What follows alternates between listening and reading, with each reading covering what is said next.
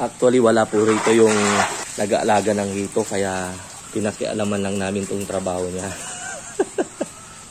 Yung mga gamit niya, hindi namin alam kung saan niya nilagay.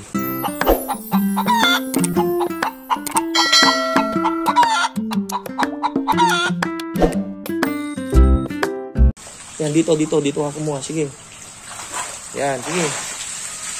Yan, sige. O, dahan-dahan para makita ng mga viewers natin. Yan. Maglilipat po kami.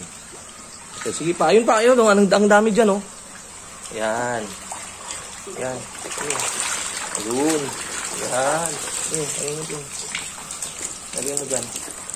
Okay. Kabila mo muna doon. Kabila mo muna. Ililipat po namin to. Yan. O, dahan-dahan mong iyan, o. Dahan-dahan mong, ilubog mo muna yung timba. Yan. Dyan po namin ilalagay dito. Sige. Sige. Yan. Dahan-dahan. Alisin mo yung malaki. Gaya nga po ng sabi ko, yung malalaki, kinakain nila yung maliliit. Kaya ito po, pag nagpakawala kayo ng sa 100%, baka swerte na kayo kapag may nabuhay na recovery kayong 50%. Kasi nga po nagkakainan din sila. Yun po yung hindi kagandahan sa negosyong to. Nagkakainan po sila eh. Kaya dapat tutok rin. Palagi kayo yung sorting palagi. Para yung mga fast grower, maalis po ninyo.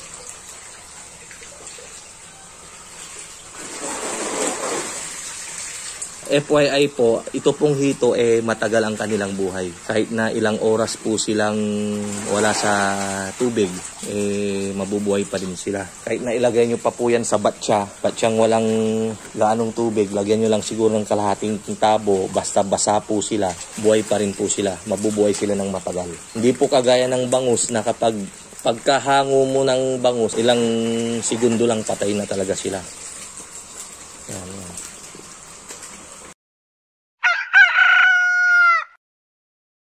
Actually, ito po ay 6,000 heads. Sabi ko nga po, maswerte na lang kapag may ma-harvest mamaya na 3,000.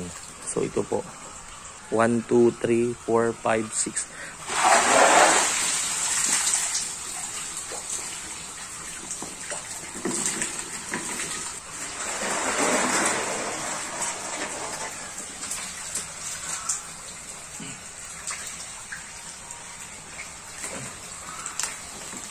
Okay, yung balding yan, doon mo naman ilagay dyan sa kabila na.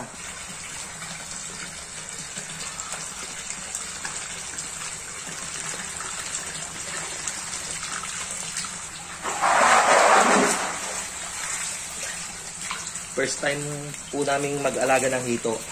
Binili ko sila nung ang size nila ay parang palito ng posporo. Binili ko po sila ng tag 3 piso. Tapos nalagaan ko sila parang 2.5 months na o 3 months. Para sa akin, matagal rin silang lumaki pag dito sila sa pan. Lalo na kapag siksikan, mas mabilis pa rin silang lumaki kapag sila nasa natural habitat sa mga fish pan ganyan. Subukan lang po natin.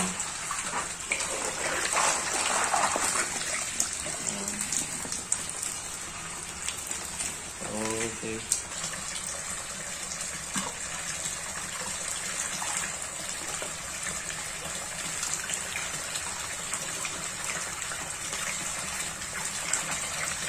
Ayan, so marami pa rin naiwan, Aloy? Ingat ka lang, Aloy, dahil pag natusok ka niyan, manutot, masakit, hanggang singit mo, ramdam mo. Ayan, pakihuli na lang yung mga malalaki. Ilagay mo dito sa kabilang pan.